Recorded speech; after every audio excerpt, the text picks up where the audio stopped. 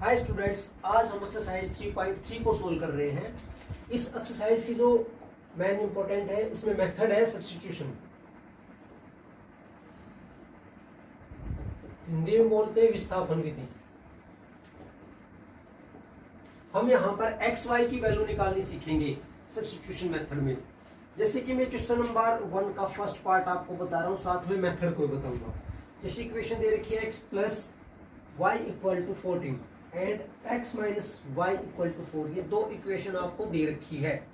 आप देखिए ध्यान से, फर्स्ट क्वेश्चन का फर्स्ट पार्ट है। यहाँ पर आप किसी एक इक्वेशन को इसको समीकरण कहते हैं। इक्वेशन को आप किसी एक समीकरण को लेके चल सकते हैं, चाहे फर्स्ट को या सेकंड को। ये आपकी फ्रीडम है कि आप किसको लेके चलते हैं। मैं फर्स्ट को लेके चलता हूँ। देखिए यहाँ पे फ्रॉम इक्वेशन फर्स्ट, पहले समीकरण से x प्लस वाई बराबर है 14। यहाँ पर x y को वेरिएबल बोलते हैं। चाहे तो आप x की वैल्यू निकाल लीजिए लेफ्ट साइड में या y की वैल्यू। मैं x की वैल्यू लेफ्ट हैंड साइड में रखता हूँ, बाकी सबको दूसरी साइड राइट साइड लिखता हूँ। तो x की वैल्यू ये मिल जाती है। देखिए यहाँ पर put the value of x in second. मैंने कहा x का मान 2 में रखने पर, समीकरण नंबर 2 में पुट कर रहा हूं x की जगह पे। देखिए x की वैल्यू ये पुट कर रहा हूं यहाँ पे, ध्यान से देखिए आप। 14 माइनस वाई बराबर है 4। माइनस माइनस देखिए यहाँ पे माइनस 2y हो गया और ये 4 था। इस 14 को हमने दूसरी साइड लिखा माइनस, मतलब आपको मिलता माइनस 2y बराबर है माइनस 10। ये कैंसिल माइनस से, तो y की वैल्यू यदि गुणा में होता है तो दूसरी साइड भाग में हो जाता है। मल्टीप्लाई में दे रखा है 2, तो हमने इसको 2 से डिवाइड किया 5। y की वैल्यू मिली 5। अब आपको y मिल गया है। अब हमारा x क्या था यहाँ पर, ये था 14 माइनस वाई। तो x की जगह पे वैल्यू पुट कीजिए आप इसको, 14 minus 5 that is equal to 9। अब आप x y को चेक भी कर सकते हैं कि हमने x y की जो वैल्यू निकालनी है कि राइट है कि रॉन्ग है।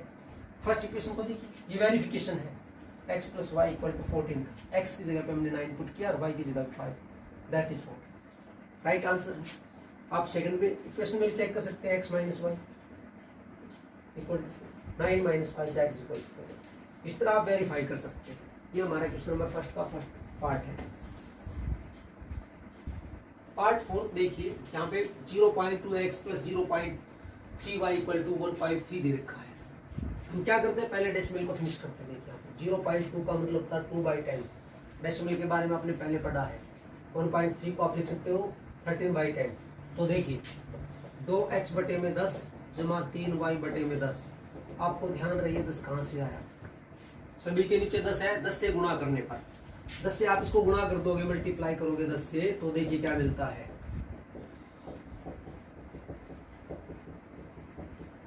ये कैंसिल हो गया सभी से, मतलब 2x प्लस 3y बराबर है 13।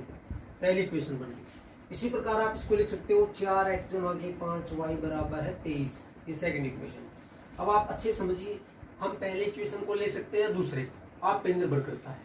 हम फर्स्ट इक्वेशन को लेके चलते हैं। 2x जमा 3y बराबर है 13। मैं x की वैल्यू निकाल रहा हूँ। देखिए आप चाहो तो y की भी निकाल सकते थे। 2x है, x 2 को खत्म करना है तो 2 से भाग कर दीजिए, हम ऐसे लिखेंगे। अब जो x का मान आया है, आप लिखिए x का मान, हमने देखिए पहले इक्वेशन को यूज किया है, तो x का मान हम सेकंड में रखेंगे। 2 में रखने पर देखिए 2 ये था हमारा 4 बटे ये 13 माइनस 3 5 बटे 2 जमा 5y बराबर है 23। 2 से 2 कैंसिल। अब इस 2 से गुणा कर दी तो 13 से गुणा किया तो 26 माइनस 3 दूनी 6y प्लस 5y बराबर है 23। देख लीजिए आप यहाँ पर देखिए माइनस y मिलता है आपको, और 23 में से 26 गया तो माइनस 3, माइनस से माइनस कैंसिल हो गया तो y की वैल्यू 3 मिलती है। y का मान यहाँ पर अच्छे से हमने x निकाला था। 13 माइनस 3 गुणा में 3 बटे में 2। देख लीजिए आप, 13 माइनस 9 बटे में 2 आप देख सकते हैं। 13 में से 9 गए तो यहाँ पर 4 बटे में 2 रहता है, मतलब 2। तो x की वैल्यू मिलती है 2 और y की वैल्यू 3। आप इसको वेरीफाई भी कर सकते हैं, जैसे मैंने पहले भी बताया आपको। फर्स्ट इक्वेशन, सेकंड इक्वेशन, किसी से भी आप चेक कर सकते हैं। सेकंड में पुट करते हैं, देखिए ये हमारे खुद के लिए होता है 4 एज इट इज एक्स की जगह पे 2 रखा, जमा के 5 और यहाँ पर 3, 4 दूनी 8 जमा के 15, ये हो गए 23, यहाँ पे आंसर 23 है। एक बात और बताना चाहूँ, जैसे मैंने फर्स्ट इक्वेशन को यूज किया, यहाँ पर एक्स की वैल्यू आई ये, आप इसको y भी निकाल सकते थे। y निकालते तो हमारा ये होता है y बराबर है 13 माइनस में 2x बटे में 3। अब आप इसको यहाँ पे पुट कर सकते थे सेकंड में, आप पहले इक्वेशन को लेके सेकंड को लेके चल सकते हो। देखिए इन क्वेश्चनों में को आपकी फ्रीडम है, ये आप पे डिपेंड करता है कि आपको कैसे करना है। एक पार्ट और करते हैं इसका,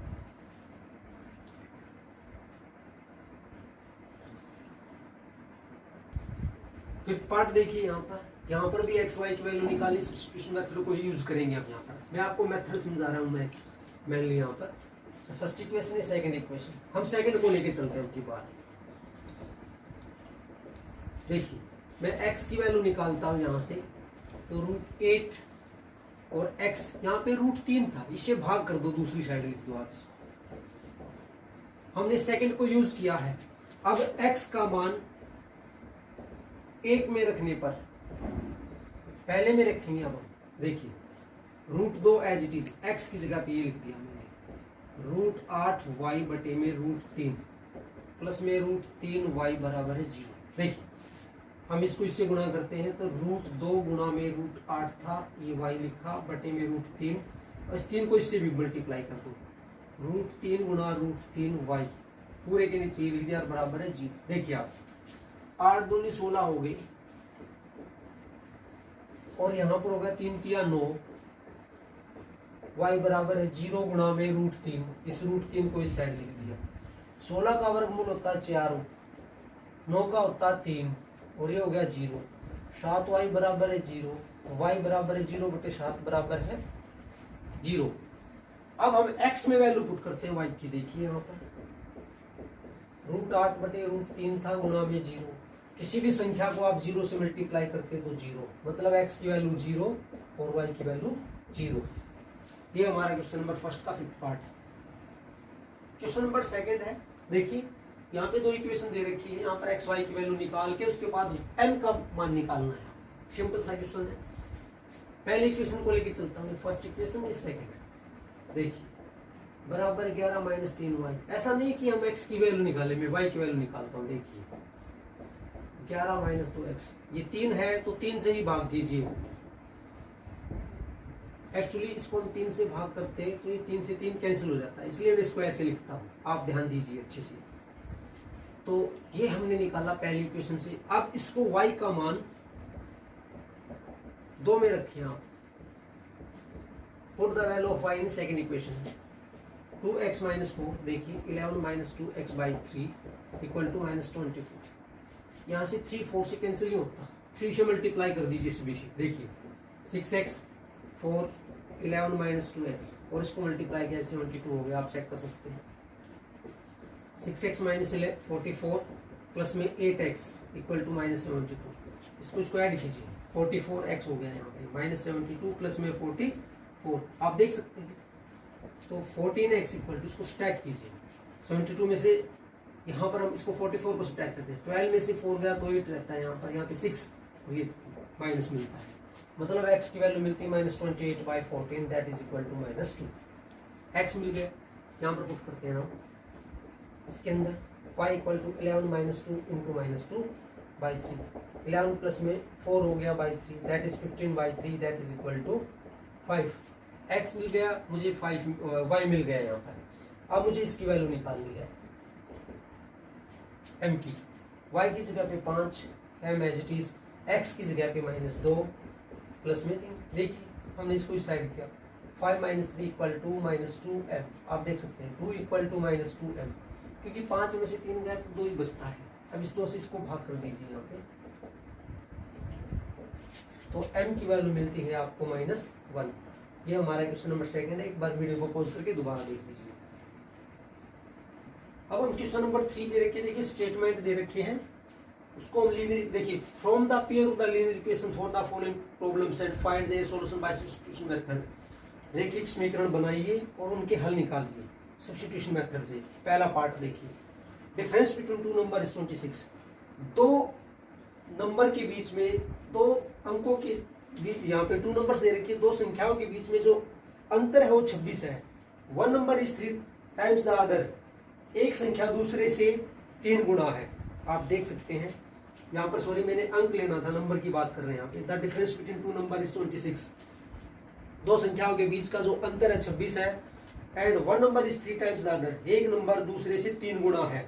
तो देखिए यहाँ पर लेट, हम यहाँ पे मान, बल्कि मैं हिंदी में लिखता हूँ माना,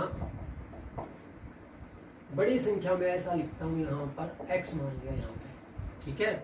और छोटी हमने माना, नंबर को, नंबर का मतलब यहाँ पे संख्या होता है, याद रहे। एक बात और, मैंने छोटी बड़ी मान ही ली है यहाँ पर। तो देखिए डिफरेंस बिटवीन, दोनों के बीच में अंतर है 26 का, ये पहली इक्वेशन बन गई। And 1 number is 3 times the other, जो बड़ी, देखिए यहाँ पर एक संख्या दूसरे से 3 गुनी है, तो बड़ी ही पॉसिबल हो सकती है। तो x बराबर है 3y। आप इसको ये भी लिख सकते हो x माइनस 3y बराबर है। दो इक्वेशन बन गई। आपको एक्स वाई कैसे निकालना आप चेक कर सकते हैं, मैंने आपको बताया। दूसरा पार्ट देखिए, larger of the two supplementary angle exceeds the smaller by 18 degrees. देखिए यहाँ पर दो संपूरक सप्लीमेंट्री एंगल्स दे रखे हैं, यहाँ पर दो संपूरक कोणों का जो यहाँ पर अंतर है वो 18 दे रखा है। फाइंड देम, ये हमें निकालना है। देखिए संपूरक कोण क्या होते हैं, जब दो कोणों का जोड़ 180 डिग्री होता है उनको संपूरक कोण कहते हैं, यहाँ पर सप्लीमेंट्री एंगल्स बोलते हैं। यहाँ पर मैं यहाँ पर भी लिखता हूं कि माना बड़ा कोण हमने x मान लिया, तो छोटा हमने मान लिया यहाँ पर y। प्रश्नानुसार ऐसा लिखेंगे यहाँ पर, क्योंकि देखिए difference between them is 18 degree, दोनों के बीच का अंतर जो 18 है, तो x माइनस वाई बराबर 18 और x प्लस वाई बराबर है 180 डिग्री, तभी तो ये सप्लीमेंट्री एंगल बनते हैं संपूरक कोण। अब फिर यहाँ पर x y की वैल्यू आप ज्ञात कर सकते हैं, सब्स्टिट्यूशन मेथड को यूज कर सकते हैं। मैंने इक्वेशन बना दी है, आगे बढ़ते हैं। The coach of the cricket team buy 7 bats and 6 ball for ₹3800। देखिए यहाँ पर कि भी कोई क्रिकेट टीम का जो कोच है वो 7 बैट और 6 बॉल खरीदता है 3800 रुपए में। Later she buys 3 bats and 5 balls for the ₹1750। ठीक है, उसके कुछ समय के बाद में 3 बैट और 5 बॉल खरीदता है 1750 में। Find the cost of the each bat and each ball. देखिए let cost of 1 bat equal to ₹x। ठीक है, माना एक बल्ले की कीमत x, उसके बाद में देखिए बॉल की कीमत एंड कॉस्ट ऑफ 1 बॉल, मतलब इसका मतलब गेंद आप कह सकते हैं ₹y according to question, person के अनुसार। देखिए एक की कॉस्ट x है तो 2 की कॉस्ट हो जाती है 2x। अब यहाँ पर दे रखा 7। आपको ये याद रहे, जब एक कोई भी चीज आप एक खरीदते हो, एक का पता है तो आपको चाहे 10 खरीदनी हो तो 10 से मल्टीप्लाई कर दो, आपको पता चल जाएगा। तो यहाँ पे 7 बैट दे रखे हैं तो 7x। अब बॉल दे रखी है 6 और ये हमारे पास ये इसकी कॉस्ट है। उसके बाद में देखिए लेटर सी 3x प्लस में 5y इक्वल टू 1750। ये हमारी फर्स्ट इक्वेशन है। यहाँ पे सेकंड इक्वेशन, आपको एक्स वाई निकालना है। इसके बारे में कैसे निकालना, सब्स्टिट्यूशन मेथड को यूज कीजिए, मैंने कई बार बताया है आपको। उसके बाद में हम आगे बढ़ते हैं, फोर्थ पार्ट देखते हैं। यहाँ पर देखिए आप, the taxi charge in A city consist of the fixed charge together with the charge for the distance covered. देखिए एक शहर में टैक्सी का जो किराया है वो फिक्स है, ठीक है, और 1 किलोमीटर के लिए, for a distance of the 10 kilometre, और 10, उसके बाद में देखिए 10 किलोमीटर के लिए चार्ज पेड ₹105। 10 किलोमीटर के लिए जो किराया दिया जाता है वो 105 रुपए है। And for a journey of the 15 kilometre the charge paid ₹155, और 15 किलोमीटर के लिए 155 रुपए दिए जाते हैं। What are the fixed charges. देखिए फिक्स चार्ज क्या होता है, नियत किराया जो होता है फिक्स। ठीक है, यहाँ पे मान के चलते कि let fixed charge equal to ₹x and per kilometer charge equal to ₹y। माना फिक्स किराया हमने x मान लिया और पर किलोमीटर का मान लिया y। देख लीजिए आप इसको अकॉर्डिंग टू क्वेश्चन। फिक्स तो हमारा है ये x, अब पहले ही उसने तय की है 10 किलोमीटर, तो 10y बराबर 105। यहाँ पे दे रखा है 105 और x प्लस में 15 किलोमीटर के लिए दे रखा है 155। पहले हम एक्स वाई की वैल्यू निकालते हैं। देखिए ये हमारा फर्स्ट इक्वेशन है, यहाँ पे सेकंड इक्वेशन।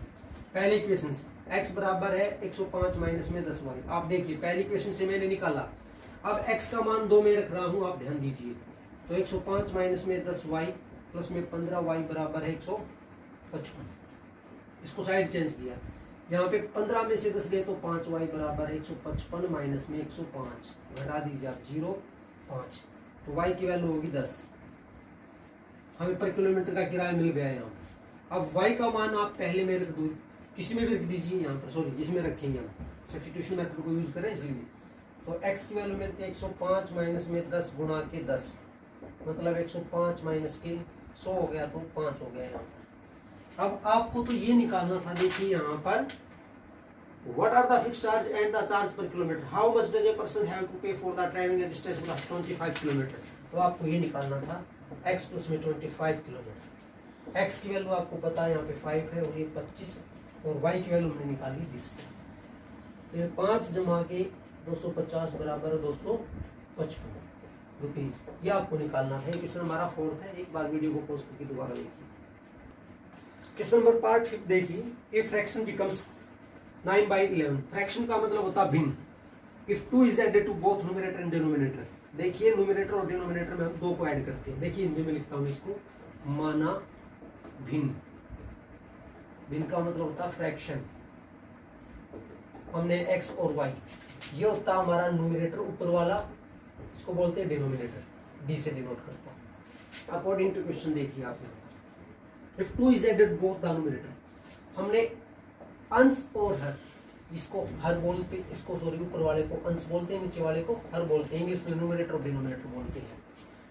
क्वेश्चन में दे रखा कि 2 is added to both the numerator and denominator, दोनों के अंदर 2 जोड़ दीजिए, x के अंदर भी और y के अंदर भी, तो आपको मिलता 9/11। ये क्वेश्चन वेरी इंपॉर्टेंट है, ध्यान से समझिए आप। हम क्रॉस मल्टीप्लाई करते हैं इसको ऐसे, देखिए 11 x plus 2 equal to 9 y plus, देखिए 11 से multiply, 11x plus 22 9y plus में 18, हमने इसको इस साइड लिखा है, इसको इस side 11x minus 9y equal to 18 minus 22, see carefully 11x minus 9y equal to -4। Subtract करने पर फर्स्ट इक्वेशन हमें मिल जाती है। उसके बाद में देखिए आप सेकंड पार्ट को और देखते हैं यहाँ पर, if 3 is added to both the numerator and denominator, यदि हम दोनों के अंदर 3 को ऐड करते हैं, अंश और हर। अब आपको आगे क्वेश्चन ऐसे मिलेंगे कि कंडीशन मिलेगी कि भी 3 is added to numerator, 2 is subtracted from denominator, की भी अंश में हमने 3 जोड़ दिया, हर में से 2 घटा दिया। ये डिपेंड करता है क्वेश्चन के ऊपर। फिलहाल यहाँ पर दोनों की बात 5/6। फिर यहाँ पर क्रॉस मल्टीप्लाई देख लीजिए आप, y प्लस 3, तो 6x प्लस के 18 बराबर है 5y प्लस के 15। हमने इसको साइड 6x माइनस 5y बराबर 15 माइनस 18, तो 6x माइनस 5y बराबर -3। ये सेकंड इक्वेशन मैंने इक्वेशन बना दी है। अब आप इसकी x y निकालिए, शायद हो सकता है कि हमारा आंसर 7/9 मिले। ये चेक करना है आपने लास्ट में। देखिए लास्ट पार्ट रह गया है, 5 ईयर हेंस, 5 वर्ष बाद, the age of the Jacob will be 3 times that of his son, Jacob की आयु अपने पुत्र से 3 गुना हो जाएगी। देखिए 5 साल बाद की बात कर रहे हैं। 5 years ago Jacob's age was 7 times that of his son। 5 वर्ष पहले जैकोब की आयु अपने पुत्र से 7 गुना थी। What are their present ages, उनकी वर्तमान आयु क्या होगी। देखिए यहाँ पे लेट, हम हिंदी में लिखते हैं, माना जैकब की वर्तमान आयु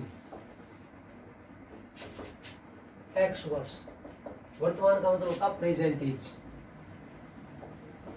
और उसके सन की, पुत्र की हम मान के चलते हैं y वर्ष, ईयर्स, ठीक है। अब देखिए 5 years hence, 5 वर्ष बाद, आप प्रश्न को समझिए, जैकब की आयु 5 वर्ष बाद की बात कर रहे हैं यहाँ पर। आप इस बात को अच्छे से समझिए। मान के चलिए आज आप 14 साल के हो, 5 वर्ष के बाद में कितने के हो जाएंगे, आयु में ऐड करना है आपको जो प्रेजेंट थी, तो x प्लस 5, और जो पुत्र है 5 वर्ष बाद, देखिए y प्लस 5। अब अकॉर्डिंग टू क्वेश्चन पिता हमेशा पुत्र से बड़ा होता है। जो जैकोब है अपने पुत्र से 3 गुना था, आप देख सकते हैं।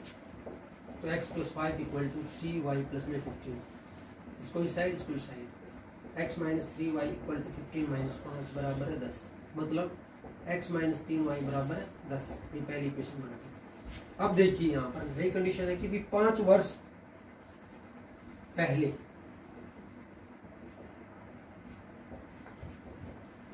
जेकब की आयु कितनी होगी। देखिए हमने बात की थी यहाँ पर 14 की, यहाँ पर मान के चलिए आप प्रेजेंट एज आपके 14 है, तो 7 वर्ष पहले आपको मतलब इसमें से घटाना, पहले की बात करते हैं, तो पुत्र कितने का हो जाता हमारा 5 माइनस 5। अब ये इससे 7 गुना ज्यादा है। अकॉर्डिंग टू क्वेश्चन बात करते हैं यहाँ पर, जो पिता है अपने पुत्र से 7 गुना होता है यहाँ पर, तो x माइनस 5 बराबर है 7y माइनस 35। देखिए x माइनस 7y बराबर है माइनस 30 हो जाएगा, ये सेकंड इक्वेशन। अब हमें यहाँ पर x y की वैल्यू निकालनी है।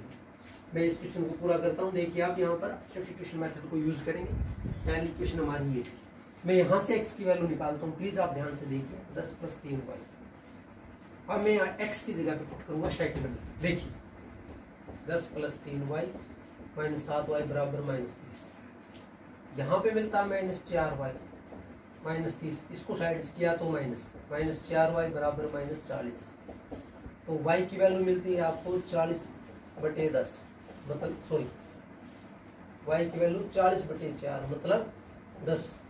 अब यहाँ पर x की में जो है y की वैल्यू पुट कर दीजिए, बस ये होगा 10 जमा के 30 बराबर है 40 वर्ष।